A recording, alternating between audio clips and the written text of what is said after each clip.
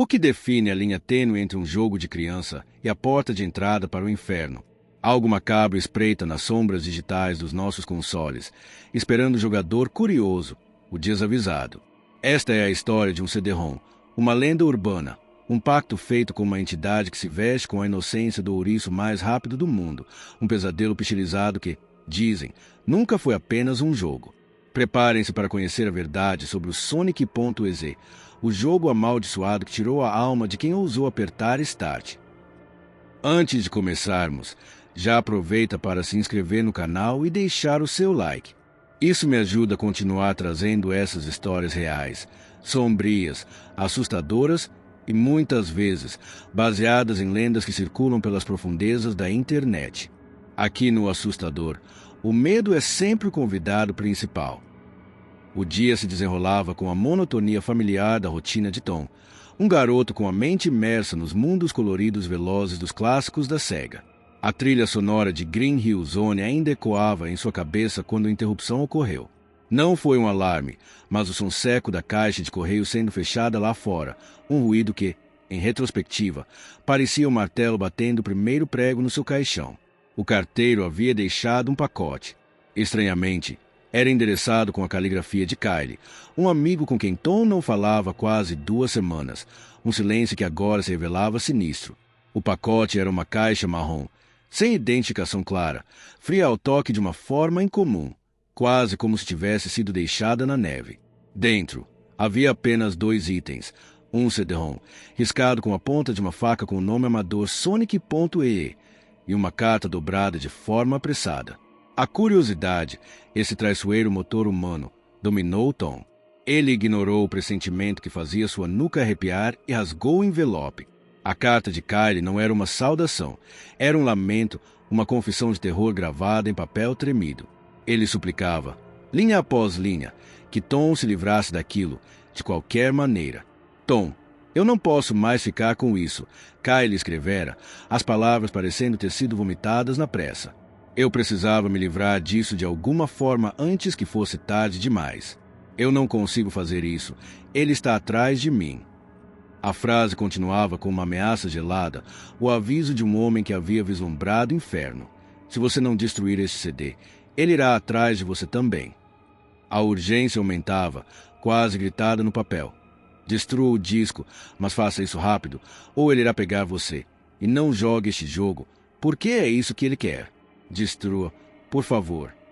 A última palavra, por favor, era uma mancha borrada, talvez por uma lágrima ou um tremor incontrolável. Tom releu o texto.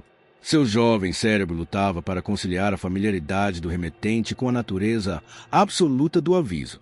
Um jogo, um simples disco de computador. Ele tentou racionalizar, pensando que era um trote elaborado, uma brincadeira de mau gosto que Kylie havia orquestrado para assustá-lo. É só um jogo, ele murmurou, tentando dissipar a frieza que começou a se espalhar por seu peito. Ele desconsiderou a possibilidade de que o desespero de seu amigo fosse genuíno, ou que o próprio CD fosse um receptáculo. Mal sabia ele que, ao ignorar o aviso de Kylie, ele havia acabado de aceitar um convite para o seu próprio funeral digital. A desgraça não estava no disco em si, mas na ignorância de quem o segurava, na mão que, por curiosidade, selou seu destino com a entidade que residia dentro do código. Tom pegou o CD, a superfície plástica arranhada com as letras Sonic.exe gravadas de forma amadora, e o inseriu no drive. O som do leitor girando parecia estranhamente alto no silêncio do seu quarto. Por um momento, a tela permaneceu escura, tensa, como a respiração suspensa antes de um grito. Então, o jogo carregou, e o primeiro indício de que aquilo não era uma simples modificação ou um bootleg comum atingiu Tom com a força de um soco.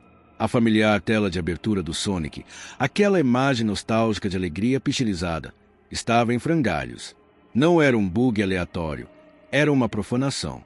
As cores vivas haviam sido drenadas, substituídas por tons mórbidos e sujos.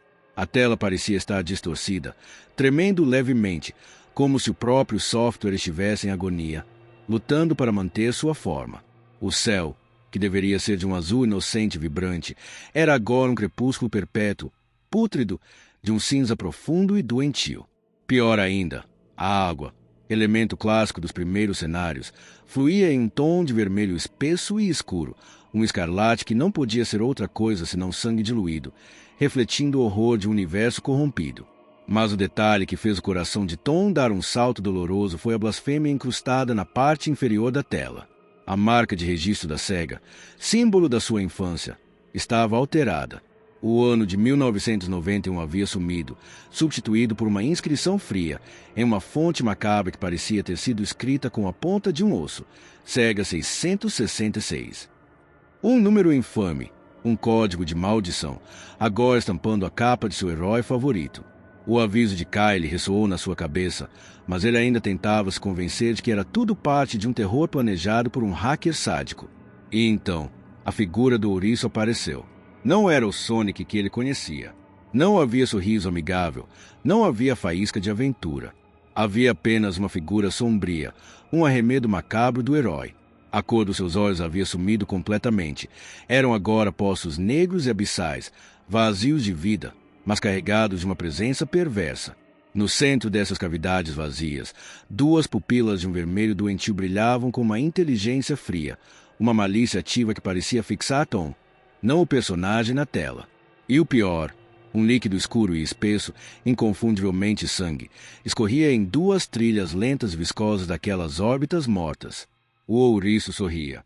Não era um sorriso de felicidade, mas sim uma careta distorcida, um escárnio cruel que alongava sua boca em uma linha antinatural. Aquele sorriso parecia atravessar o vidro do monitor, alcançando o quarto de Tom. O garoto hesitou, o mouse paralisado, sentindo a primeira onda de pavor genuíno. Aquilo ia além de um simples mod de terror. Havia algo errado naquele código, algo que observava e reagia.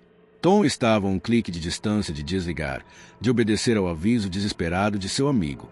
Mas a maldição, a curiosidade inata que destrói a prudência, o empurrou. Ele precisava saber o que havia por trás daquele sorriso.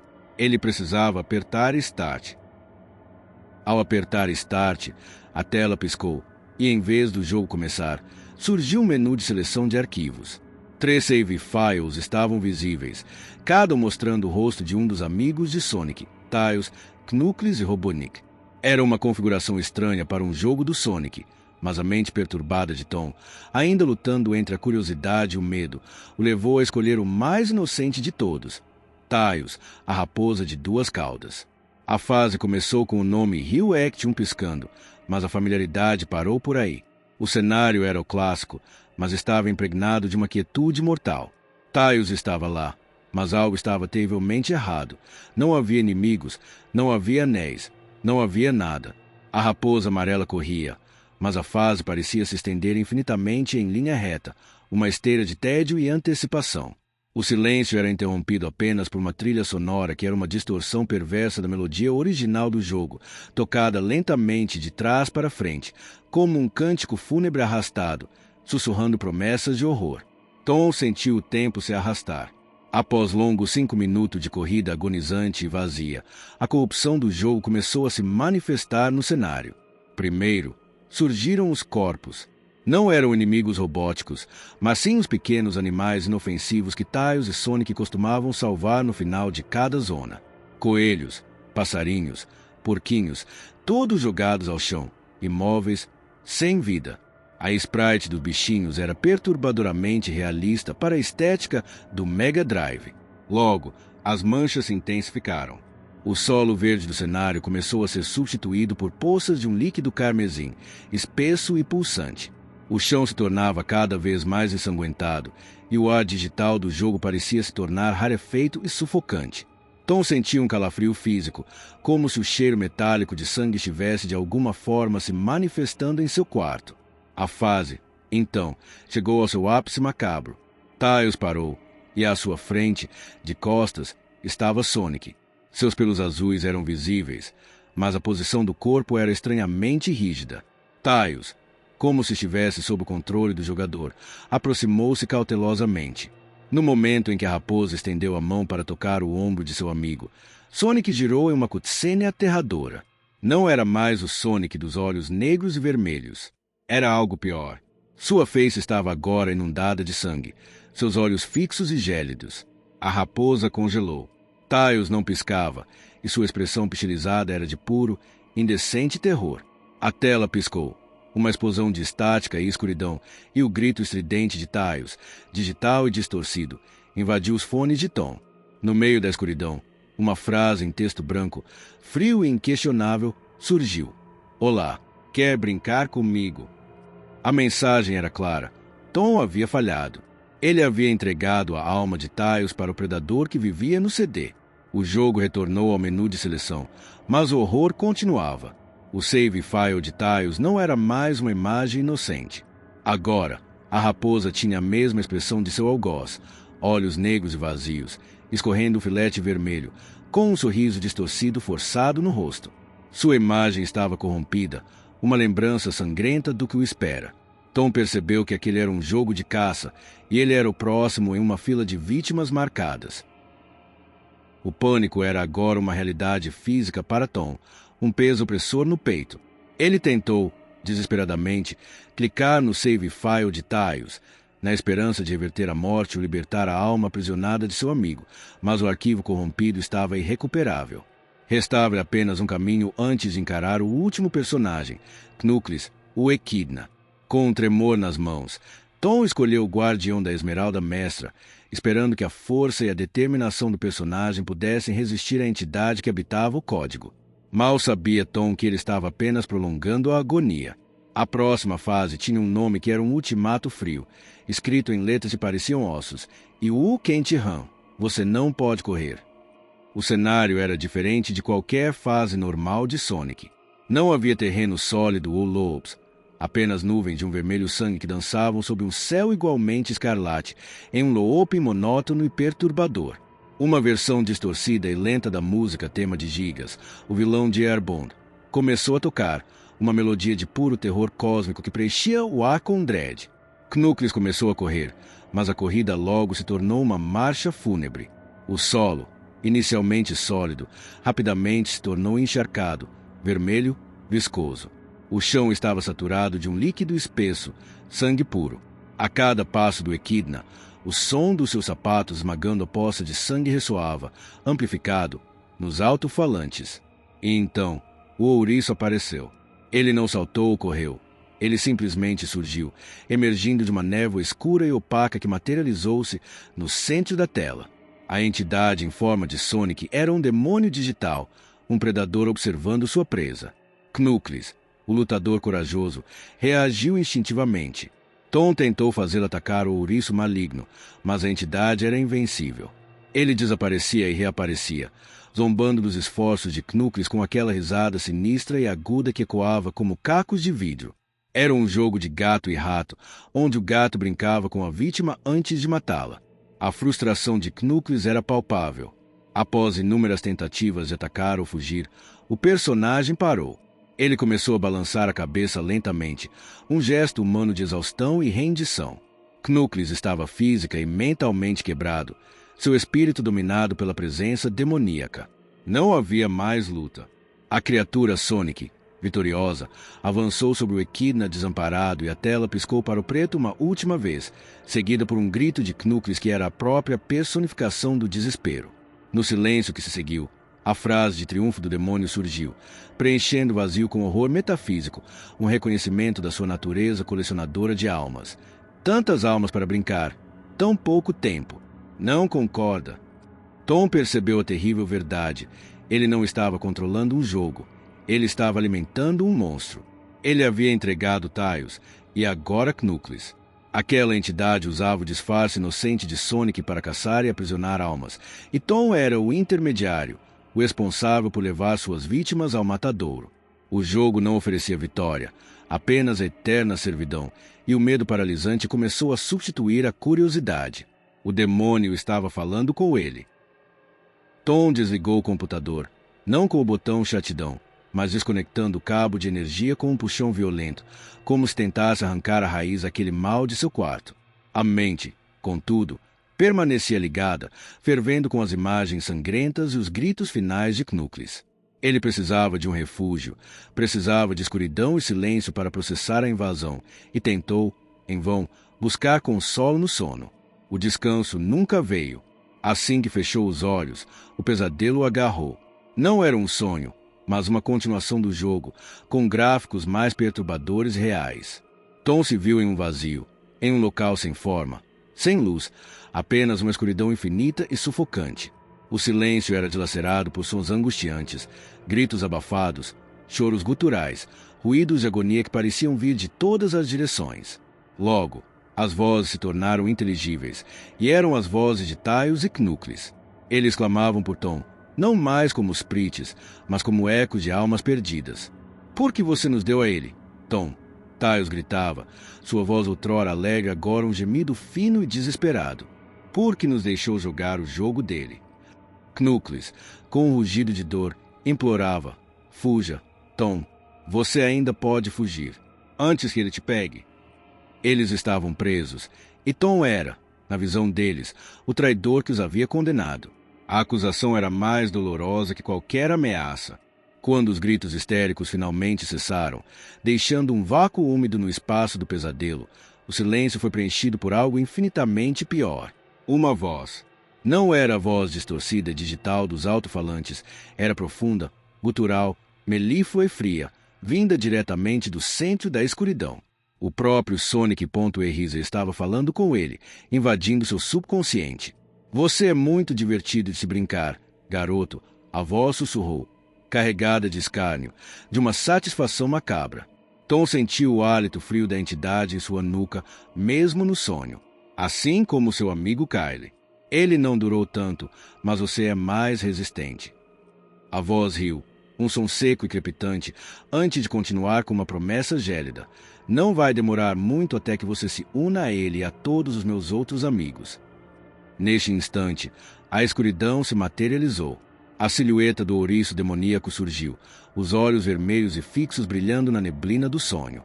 Ele se aproximava lentamente, cada passo carregando um peso existencial. O monstro digital estava ali, em seu mundo, em sua mente. E então, ele disse as palavras finais, o game over de Tom. Você não pode correr, garoto. Você está no meu mundo agora, assim como os outros. Tom acordou em um grito mudo, sentado na cama, encharcado em um suor frio e pegajoso. O relógio marcava o meio da madrugada.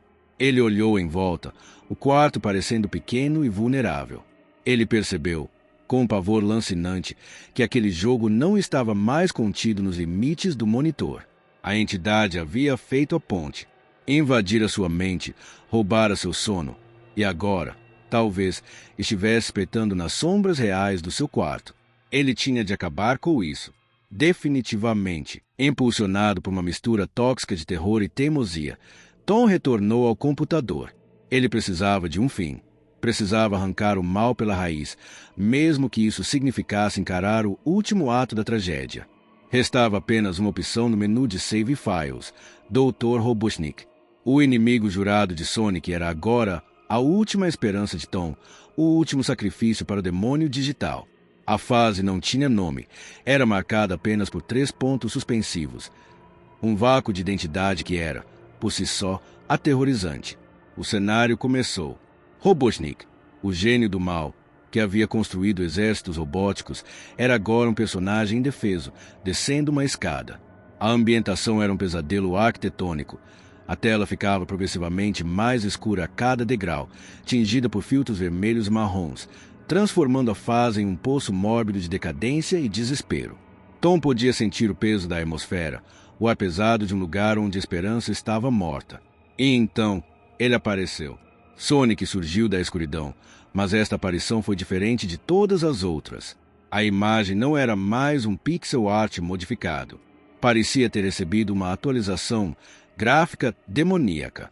A sprite de Sonic era renderizada com uma qualidade perturbadora, assustadoramente real e definida, como se a entidade tivesse rompido a barreira de 16 bits para se manifestar com uma clareza hedionda na tela.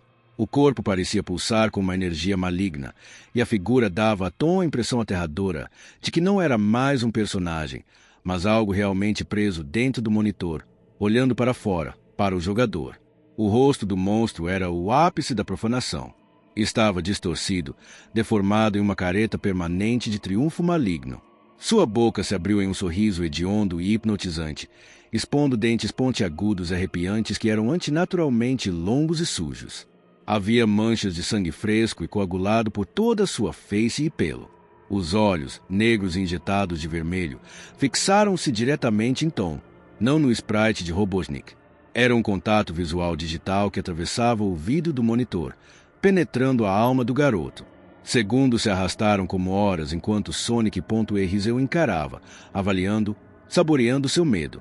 A risada demoníaca explodiu nos alto-falantes, um som áspero e alto, cheio de uma alegria cruel que fez Tom apertar as mãos contra os ouvidos. O som parou abruptamente, e a frase final, o grito de triunfo e autoproclamação do ser que habitava o código, surgiu em letras imponentes: EA God. O jogo, ou demônio, não havia terminado. A imagem de Sonic, com seu rosto distorcido, começou a se mover, aproximando-se da tela de forma lenta e inexorável. Seu rosto ficava cada vez maior, preenchendo o campo de visão de Tom, até que a única coisa que existia era aquele sorriso aterrorizante. Sua boca se abria em um buraco negro, cada vez mais largo, e dela emergiu um grito ensurdecedor, inarticulado, um som primal que era a própria essência do terror e da loucura. A tela tremia, os alto-falantes vibravam. O demônio estava pronto para atravessar.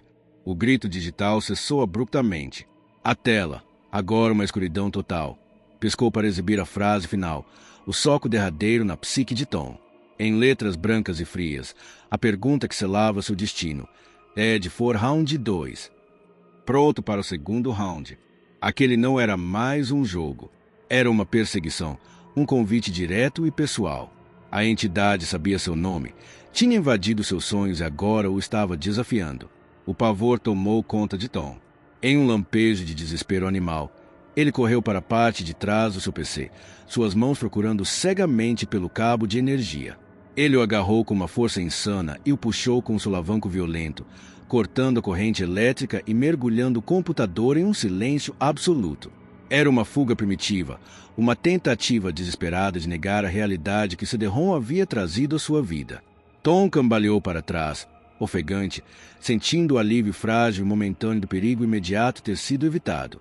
Ele esperou, o coração martelando contra as costelas, até que a coragem retornou o suficiente para se aproximar do PC inerte. Ele tentou ligá-lo brevemente, apenas para tentar ejetar o disco amaldiçoado, mas a unidade de CD parecia morta, o disco preso como uma âncora de um navio naufragado.